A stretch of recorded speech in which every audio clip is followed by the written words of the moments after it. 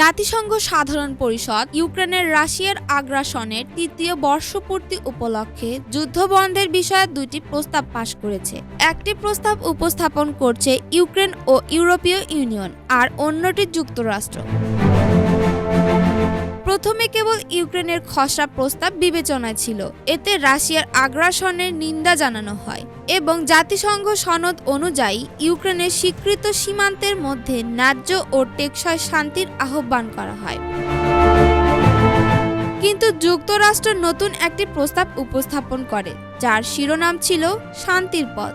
এতে দ্রুত যুদ্ধ বন্ধের আহ্বান জানানো হয়, তবে রাশিয়ার আগ্রাসনের সরাসরি উল্লেখ ছিল না। যুক্তরাষ্ট্রের প্রস্তাব যাতে ইউক্রেনের প্রতি আন্তর্জাতিক সমর্থন বজায় রাখে তা নিশ্চিত করতে ইউরোপীয় কূটনীতিকরা আলোচনা করেন। পরে তারা ৩টি সংশোধনী যুক্ত করেন, যা সাধারণ পরিষদে গৃহীত হয়, যাতে ইউক্রেনের সার্বভৌমত্ব, স্বাধীনতা ও ভূখণ্ডগত অখণ্ডতার প্রতি সমর্থন পুনর্ব্যক্ত করা হয়।